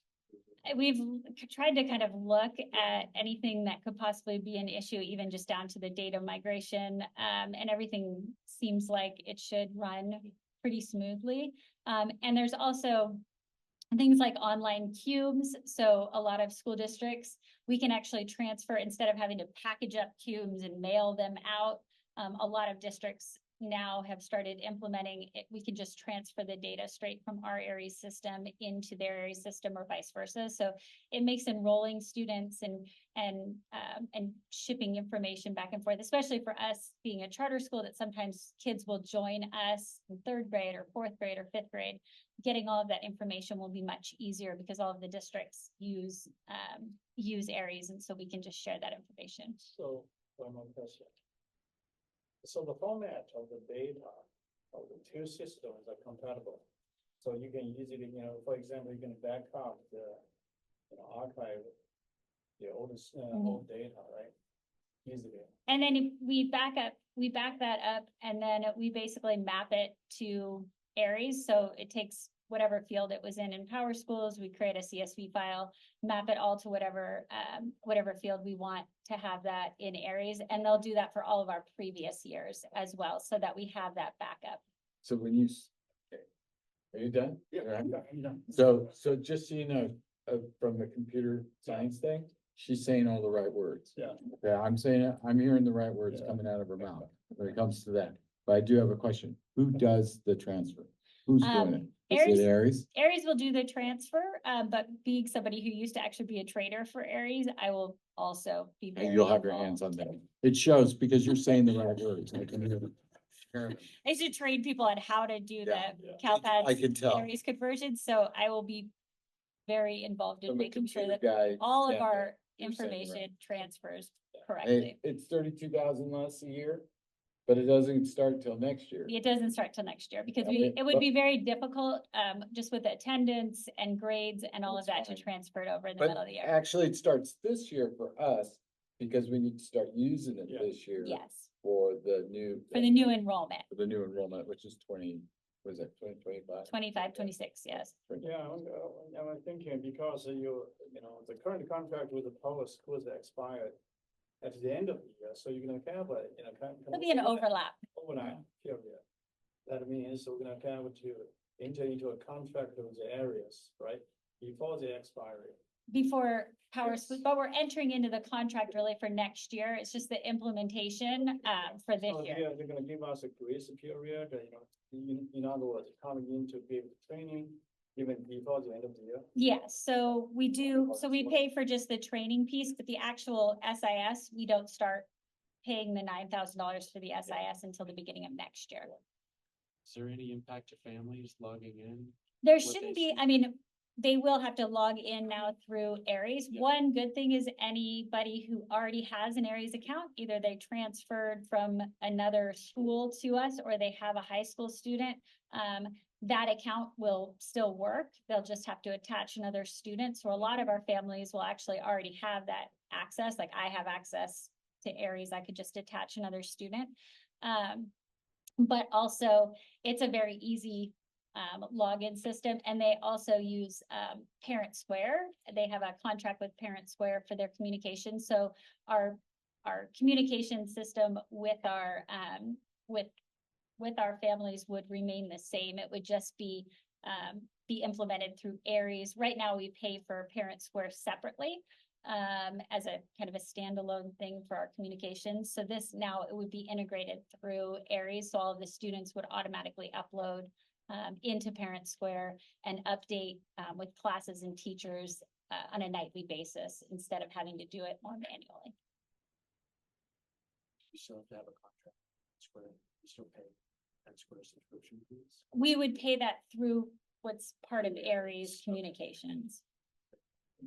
I think it's probably about the same. But we don't pay very much for Parent Square anyway. Yeah.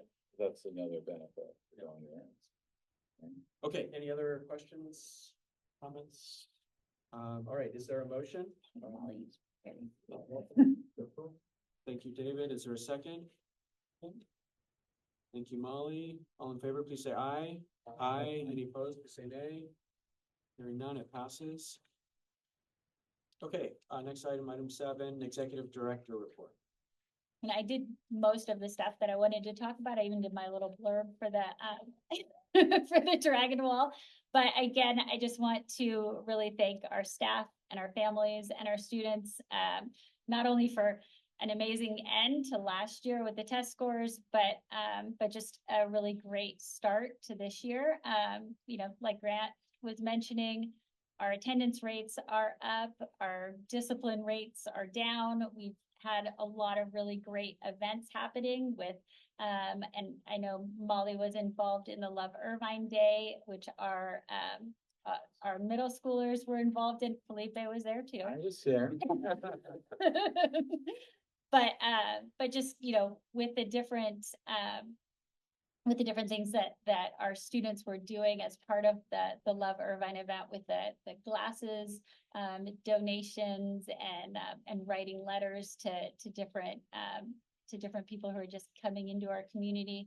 I just couldn't be more proud of what our school is doing and our students and staff are doing every day. One final thing, we had a reporter here walking around for about 2 hours today from Spotlight Schools, and she's going to be writing an article about how much that IIA has grown and improved over the years. So as soon as I find out when that's coming out, a lot of times the registrar also picks up those articles. So it's just really great to be able to get that word out and let everybody know how amazing that we're doing. Okay, next item 8, directors' reports. Who wants to go first?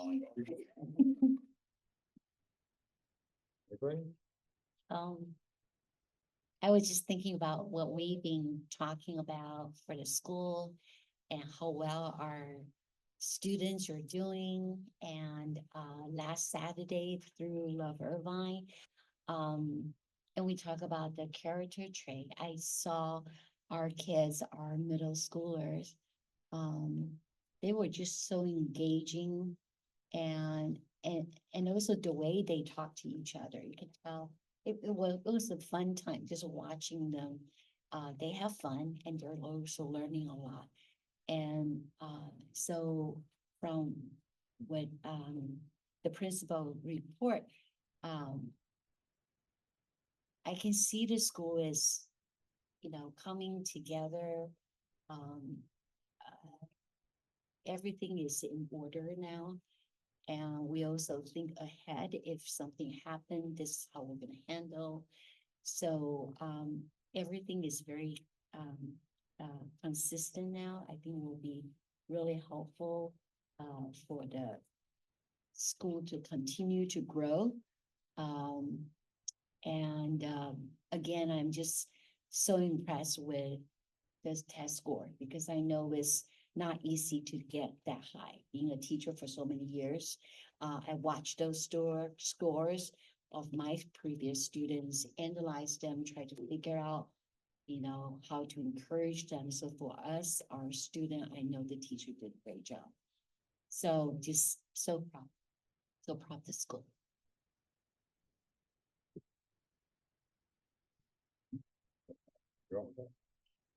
I already said a lot, so I'm gonna just add, again, feel proud of the achievement as a board member. And when I talk to other people, other parents, I proudly told the positive results, and even before it became public. Okay, that's number one. So that's we don't want to. Right. It's still confidential. So we're gonna have it, anticipate we're gonna have a news report at some point of time, right? And so that speaks very positively, very positive about the staff, the leadership, everything, the teachers. That's great. And so we basically achieved a remarkable level. It's very hard to maintain in the future, very hard.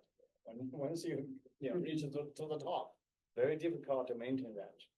So that's why I was asking you the question, what is the contributing factors to these remarkable results? Okay, that's more important. We're gonna sit down to talk about what we have done differently and from the other schools, right? In addition to, we have bilingual immersion program. That's just one. That's just one. I think that, there probably are a lot of other factors we needed to really carefully analyze, and hopefully we will keep that. There must be something, a lot of things that we have done well. Let's keep doing that, and want to make sure, as the administration talks to the teachers, right? and encourage the teachers to continue to do what's right. And in every aspect, not just the science, math, but other areas as well. So that's one. And secondly, as a board member, we're sitting in the board meeting, we spend a lot of time to talk about the only negative part is the financials. Okay, yeah, pretty much. That, sometimes it's a little bit depressing, but we see hope. All right, hopefully in the next 6 months or so, no more than 6 months, we see significant improvement.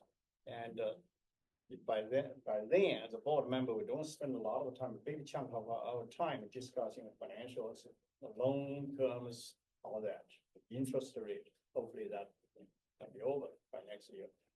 Yeah, so I'm sure we're gonna get there, right? But overall, I feel very, very good about what we have done so far, what we have achieved to date. All right, I think we also, all the board members and administrative, all the staff, collectively have done a superb job. Obviously with the support of the PD, PO, PA, and all the parents. So I just want to, be thanks all. My turn? Yeah, your turn. So you said, what's the factor? In my opinion, Yeah. it's Mr. Gibbons. He's a big part of that, because I don't know what it is, but the teacher or the students respect him. Yeah. And he challenges them, and they wanna reach that challenge. They go for that challenge. He's tough. I mean, he's a tough teacher, and he doesn't give them an inch, and they and Molly would probably agree with me, when you give students that challenge, they strive for that, right? And that's what pushes them harder. And they're all in the same classroom where a class is, and they all push for that. And I see it when I go by here, and I see the way my son talks about it, and the other students talk about it. So if you ask, you wanna know what one of those big factors is, so I would encourage that Amy and Grant listen to what Mr. Gibbons suggests, because I believe he's a big part of those CAS scores. Okay, next thing. So I mentioned last month about giving the leadership team a proposal to submit a grant request to Irvine Public School Foundation, right? And I pitched that to Mr. Gibbons, and he really liked that idea, especially the fact that they have to come up with a video request. So they have to come up with an idea, a grant proposal and a video request. So he really liked that idea. So I'm gonna continue to encourage him to do that. So I wonder if he could squeeze that in for us, because those proposals have to go in, I think in January or February, some time frame in there, because they review them, and then it's not until the next, they close pretty quickly. So he needs to really get on the ball with that. Also, we had Officer Kramer here the other month, I think it was. Yeah, for the I last, forgot what, last copy of Dr. Coffee B. principal. So I did write an email to Chief Kent of the Irvine PD, telling him what a great job he did, because I thought he was right on target. I don't know if you guys saw it over here. And he's responded to me. The chief of police responded to me. And so I'm going to follow up with something that Officer Kramer mentioned. And that is that the Irvine PD used to use this facility for some of their training stuff. That, it's a beautiful civic center over there, right, where they are, but there's lack of classroom space for them to do some of their training and stuff. So I'm going to follow up and ask him or suggest that we're willing to provide the use of our facility, obviously not when the kids are here, but on the weekends or when we're not using it. I'm going to offer it to him to see if we can get, support the community in a way. We're supporting the community, but also get them that partnership a little bit closer. So I will be sending that email. And when I do, I'll CC you in, okay? All right, and the last thing is, where's my ping pong team? Ping pong team. Can we get a ping pong team in here? Yeah, We have a ping pong table. team. Yeah, ping pong table, okay. I would like to see, you know, I think that could be a big hit in this school with the parents and the kids if we had like a ping pong thing. I don't know, that Ping might be pong something. tournament. Yeah, or even a tournament. You know, that's even a good, that might be a good way to inspire the ping pong team. Is we had like a Saturday tournament, right? Maybe we could get Coach K to organize that, sponsor that. We could get something, turn it into a fundraiser. No, don't turn it. Now you're talking to. Yeah, no, PTO. Oh, maybe that's a good thing for the PTO. Can help with that too, right? We maybe get that going. I think that would be a big hit, and we could get a feel for if there is some positive response to that. So that's my side. That's all I got. Oh, I'll tell you guys later. Good. I was gonna give you an update on my campaign, but I'll tell you after the That's a meeting. different. After the meeting.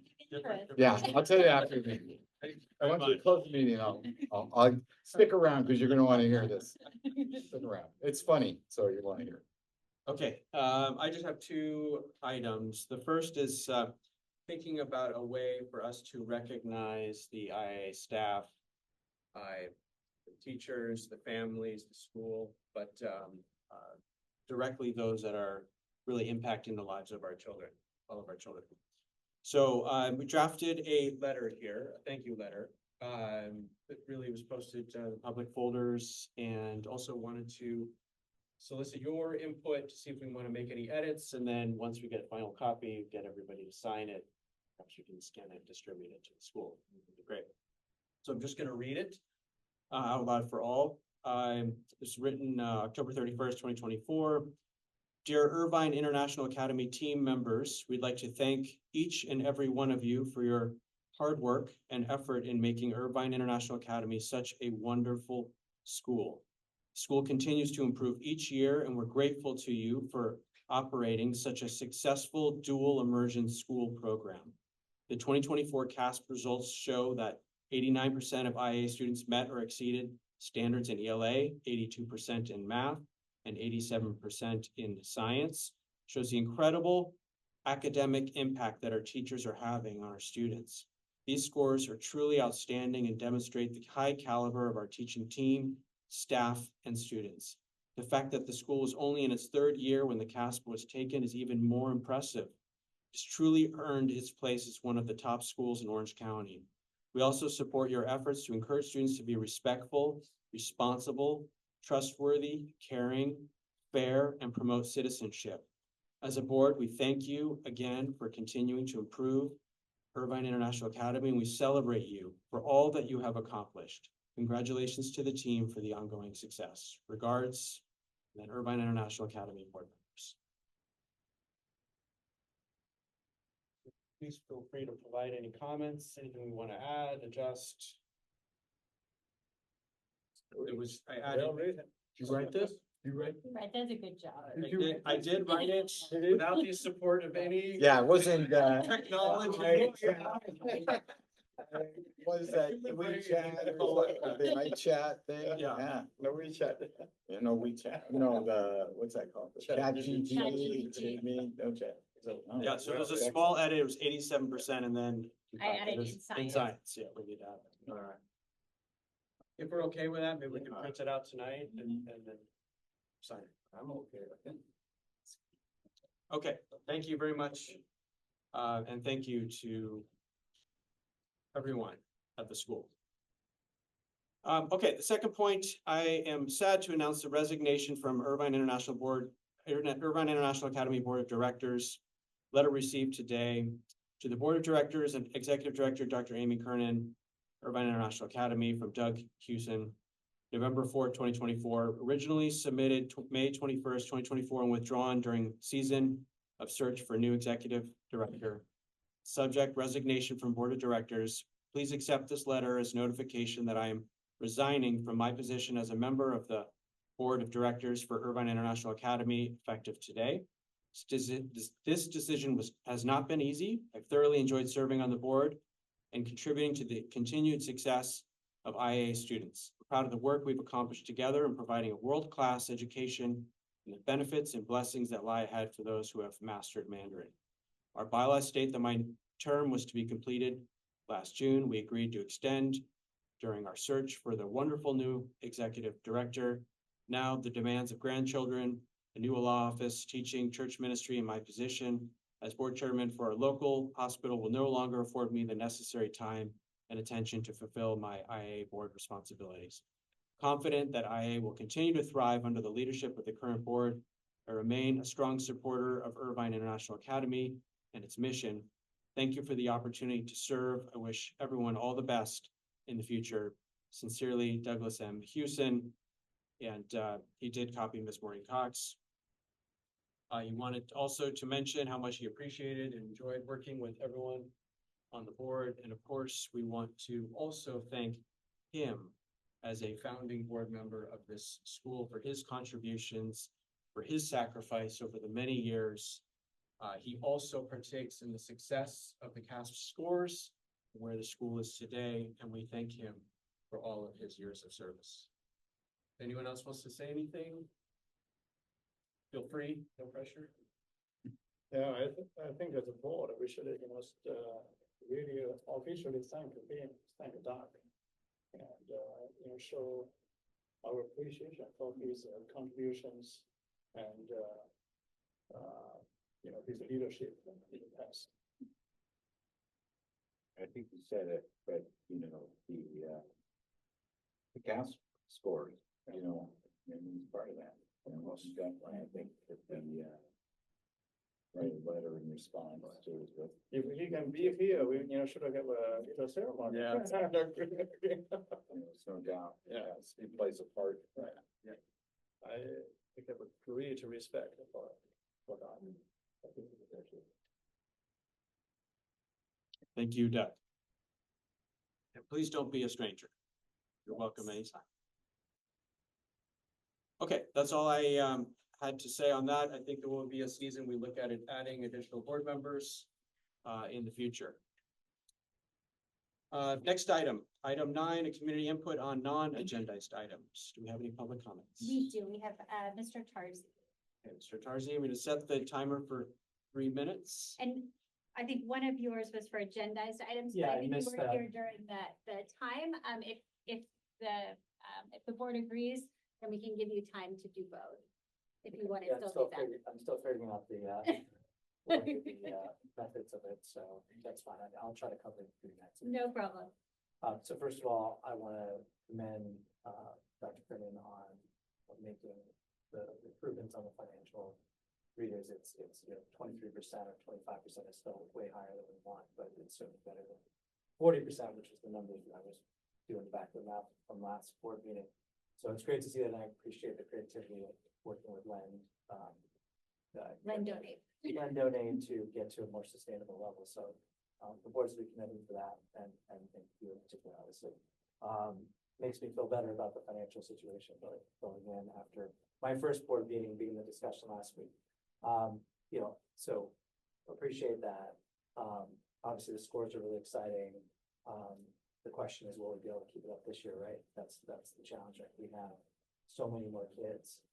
And I think Mr. Delgado is very right to, from what I've seen, recognize Mr. Gibbons as a huge factor, especially in the science factors, and so the 5th graders, which clearly is working on it.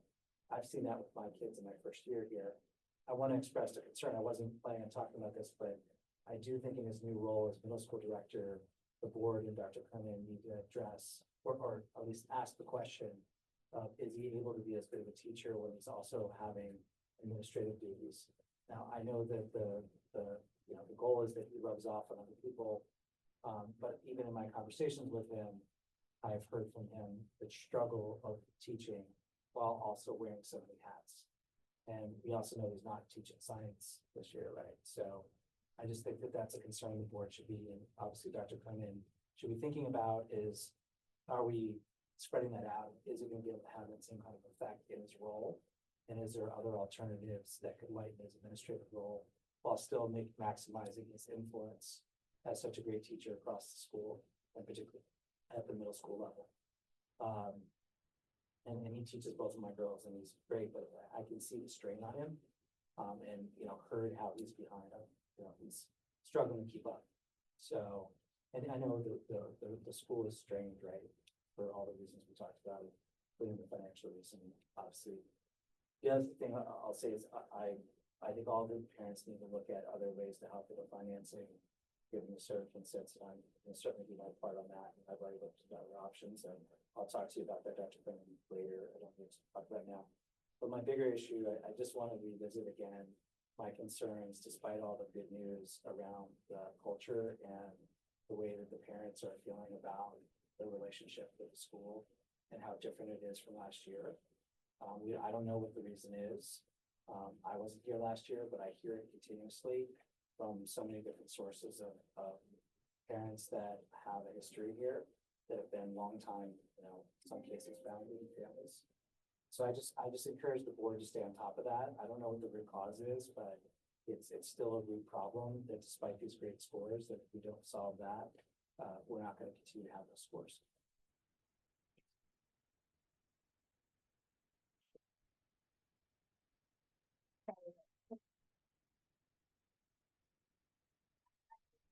My one on the finance agenda item, so that's okay if I yield that with all those. Okay. I'm gonna start the timer. Is she next? Yes. Okay, all right. Yeah, we don't have 3 minutes, additional ones. I don't please. Okay, thank you for the opportunity to share comments this evening, and I really do want to commend you all on the excellent test scores. I mean, that is truly extraordinary, especially having come over from Irvine Unified School District, knowing how competitive it is over there. Just phenomenal what we've been able to accomplish. So congratulations to all of you. Congratulations to all of our students and all of our staff and teachers as well. I think we truly have something magical and wonderful here. But as you said, David, the bad news part and the scary piece of it is our fiscal stability. And what concerns me is I hear things said tonight that I cannot reconcile with some of the data and reports that I'm personally looking at. And I want this board to go home tonight and reflect on what is our reality, because we all sat here 6 months ago, fed a lot of hope that we were going to be coming out of this fiscal instability period by now. We were supposed to have been out of it. And then all of a sudden, it seemed like a switch flipped on all of us. And here we are back in this borrowing mode again. And it just seems like as much as we're optimistic we're going to get our way out of this, I still see like that ditch is getting a little bit deeper and we're kind of sinking into it. What has me particularly concerned is that we have bills that have gone unpaid, including Strategic Kids, our lease to Irvine Unified. We are behind in payments. And I know for a fact that we are assessed a penalty or late fee for some of these that we've fallen way behind in. So yeah, more than 60 days behind. This is a very uncomfortable place to be, especially when we talk about borrowing more money, because we have almost $300,000 worth of bills that we haven't paid that are continuing to age.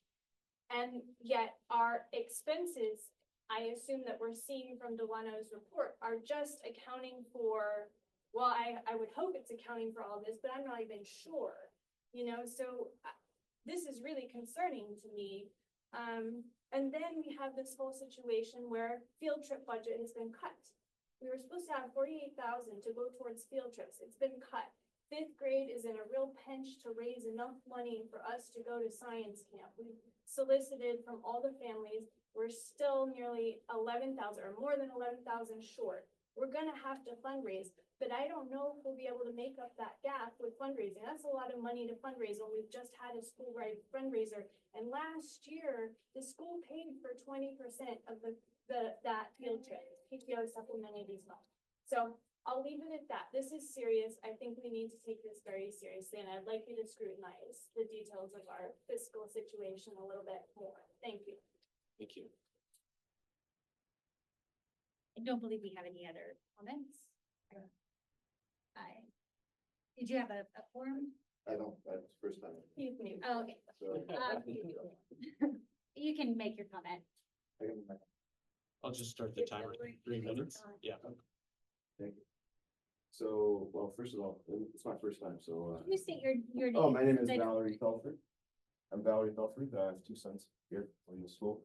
My second son, in 5th grade, he just started this year. That's kind of his first time, and my 8-year-old that's the second year. Right, so, heard great things, was great the year before. So, this year, I didn't know about all the performance. I think this is all great. But I do second a little bit of the questions in terms of what's the root cause, right? So what's behind the improvement? So this way we can actually isolate and make sure we do some improvements, right? So that would be great to know. One of the things that my concern is you mentioned responsibility, right? And I think there's something I'm seeing that's a little concerning for me in terms of the responsibility that doesn't seem to be given to the child, it seems to be given to the parents. In this class, Mojo or Dojo, whatever that is, right? Versus Google Classroom. It should be there in terms of all their work, all the activities should be really clear for them to actually be able to actually, okay, I know what I need to do this week, and it should be them.